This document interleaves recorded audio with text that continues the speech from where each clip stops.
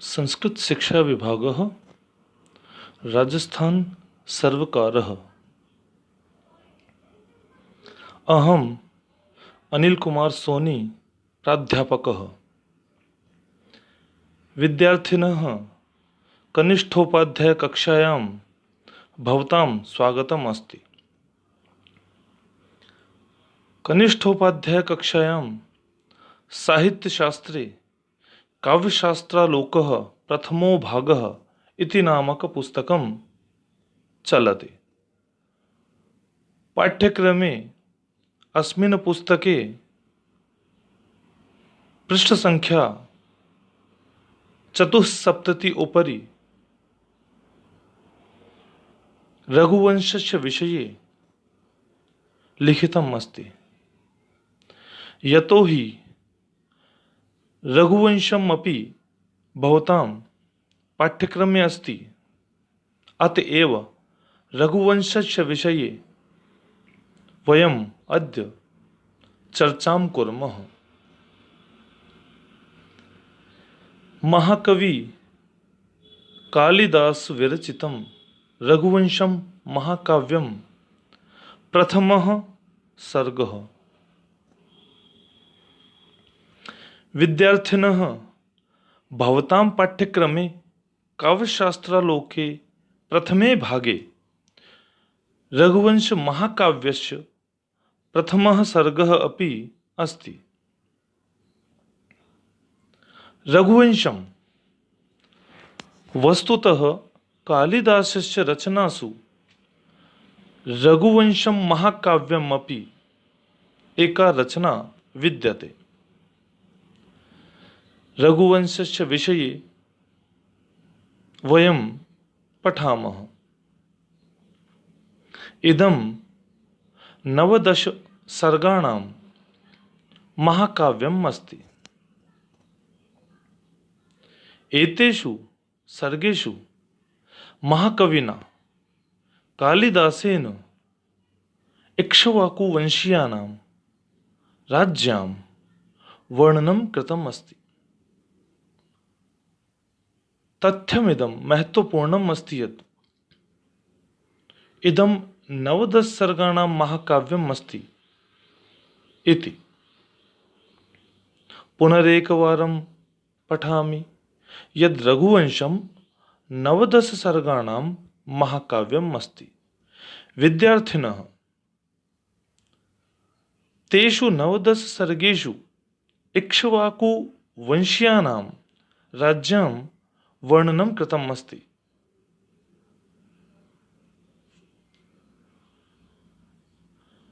रघुवंशं प्रथम सर्गस्य संक्षिप्त कथासारः। कविकुलगुरुः महाकविः कालिदासः न केवलं भारतदेशे अपितु संपूर्णे संसारे विस्तृतः अस्ति। विद्यार्थिनः भवन्तः जानन्ति यद् महाकवि कालिदासः न केवलम् अस्माकं भारतदेशे अपितु विश्वविस्तृतः अस्ति। एतेन महाकविना महाकाव्यद्वयं लिखितम्। प्रथमं रघुवंशं, द्वितीयं च कुमारसम्भवम्। महत्वपूर्णम् अस्ति महाकाव्य नामद्वयम्। अस्मात् पुनः अहं वदामि रघुवंशं कुमारसम्भवञ्च। रघुवंशं कुमारसम्भवञ्च। रघुवंशम् इति अस्य महाकाव्यस्य प्रथमसर्गस्य कथासारः अत्र लिख्यते।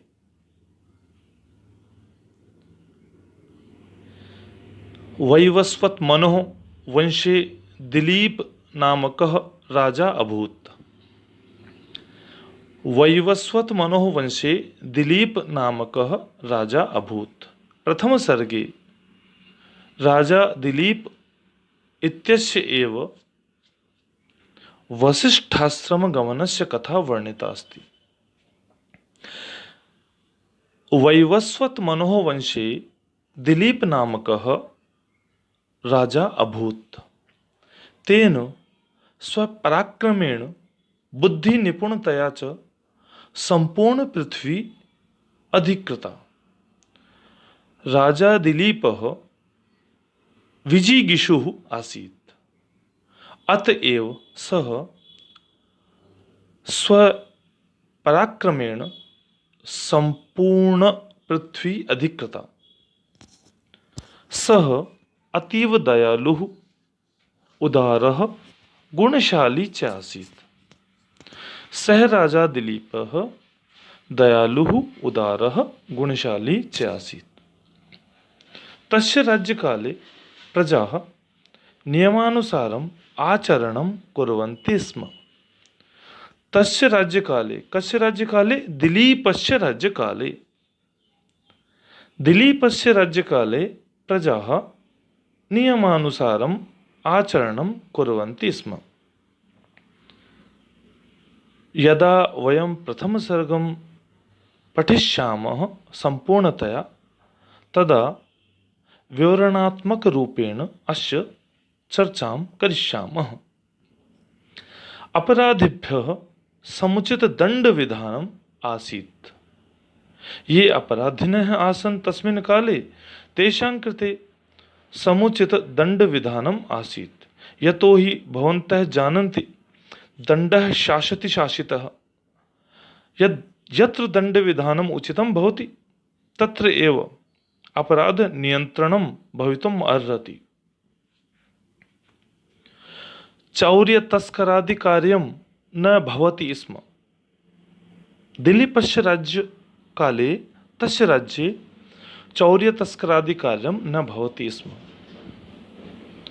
तस्य राज्ञः दिलीपस्य अनेकाः राज्ञः आसन्, अर्थात् दिलीपस्य अनेकाः पत्न्यः आसन्।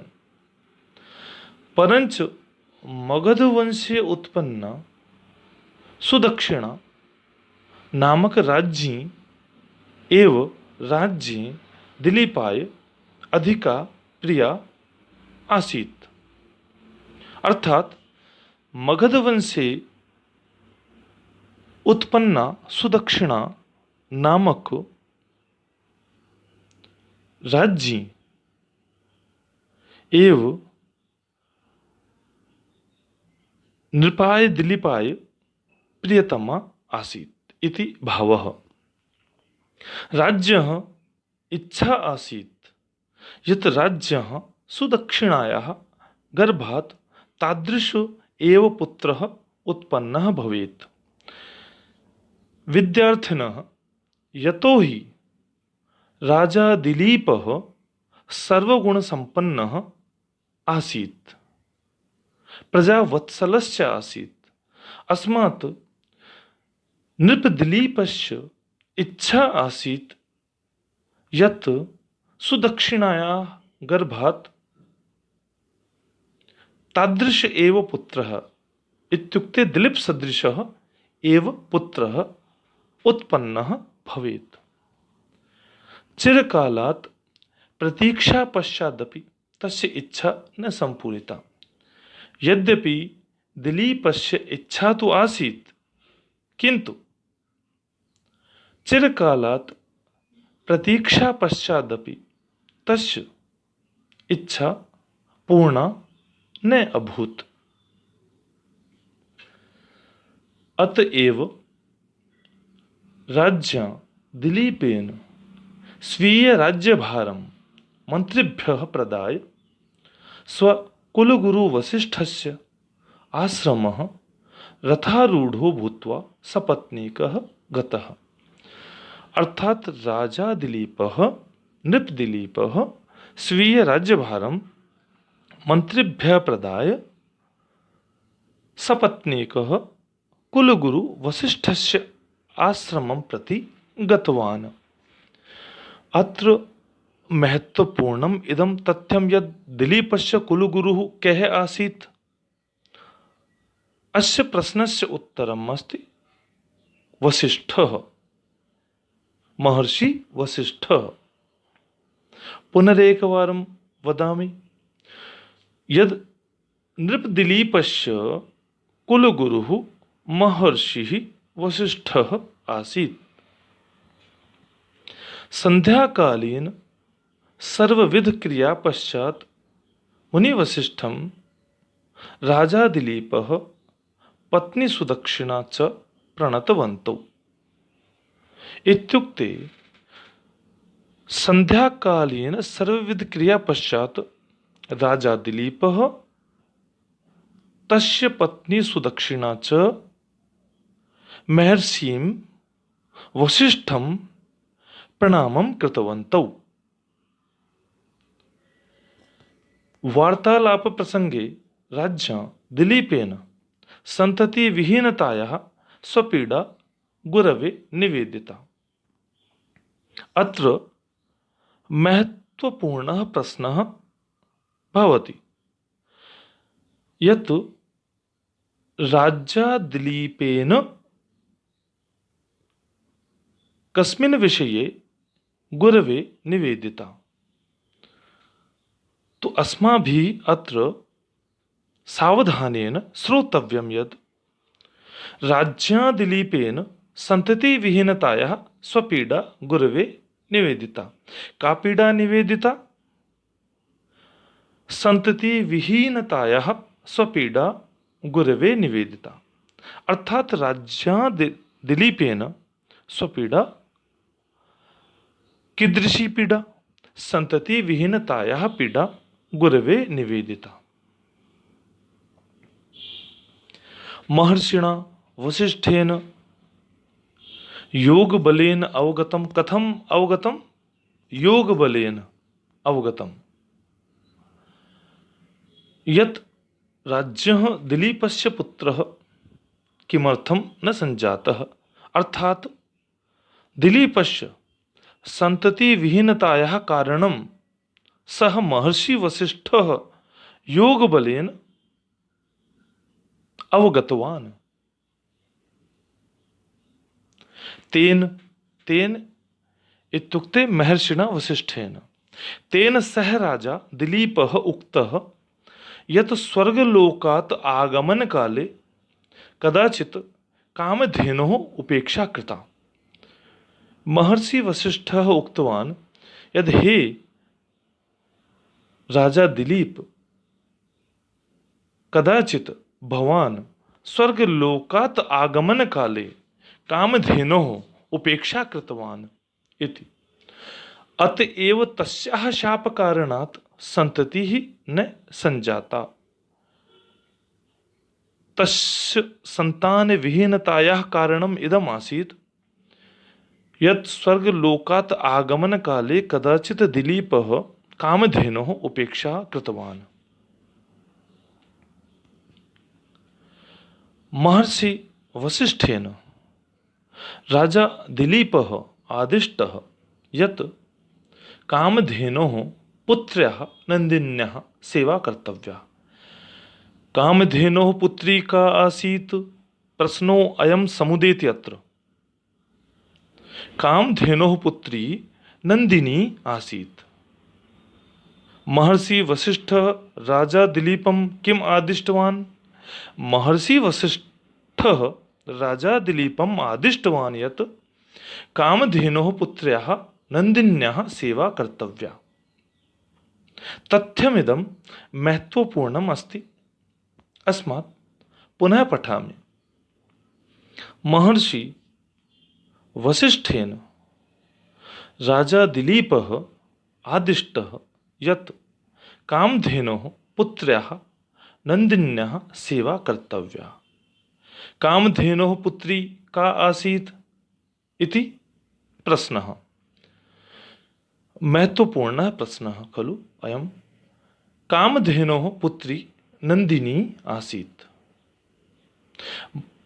द्वितीयः प्रश्नः अत्र समुदेति। अन्यः प्रश्नः वसिष्ठेन राजा दिलीपः आदिष्टः यत् कस्याः पुत्र्याः सेवा कर्तव्या। तो अत्र वयं विचारयामः यत् कामधेनोः पुत्र्याः नन्दिन्याः, कस्याः पुत्र्याः? कामधेनोः पुत्र्याः नन्दिन्याः सेवा कर्तव्या। तदानीमेव नन्दिनी अपि वनात् प्रत्यागता आसीत्। नन्दिनी कस्याः पुत्री आसीत्? नन्दिनी कामधेनोः पुत्री आसीत्। कुलगुरुणा वसिष्ठेन राज्ञः पत्नी सुदक्षिणा अपि नन्दिनी गोः पूजां कर्तुम् उक्ता। कुलगुरुः उक्तवान् यद् भवान् सपत्नीकः अस्य पूजां करोतु इति।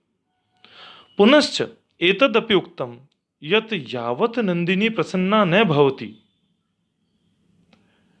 यावत् नन्दिनी गोः प्रसन्ना न भवति तावत् कालपर्यन्तं नन्दिनी गोः पृष्ठतः अनुसरणं कृत्वा सेवा कर्तव्या।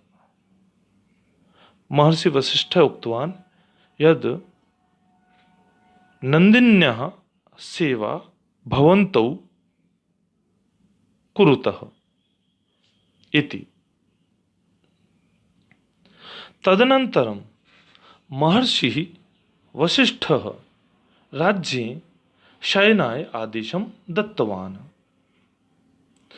विवरणात्मकरूपेण तु वयं सर्गस्य अध्ययनं यदा करिष्यामः, प्रथमसर्गस्य अध्ययनं, तदा अस्माकं ज्ञानं भविष्यति। सम्प्रति प्रथमसर्गस्य कथासारविषये वयं चर्चां कुर्वन्तः स्मः। तदनन्तरं महर्षिः वसिष्ठः राज्ये शयनाय आदेशं दत्तवान्। प्रातःकाले शिष्याणाम् अध्यापनध्वनिं श्रुत्वैव राजा दिलीपः सपत्नीकः जागृतः सञ्जातः। विद्यार्थिनाम् अध्यापनध्वनिं, यतोहि आश्रमेषु अध्ययनं तु चलति एव, अस्मात् तेषां विद्यार्थिनां ध्वनिं श्रुत्वा राजा दिलीपः सपत्नीकः जागृतः सञ्जातः। एवं प्रकारेण रघुवंशस्य प्रथमसर्गस्य कथा समाप्ता भवति इति। धन्यवादः।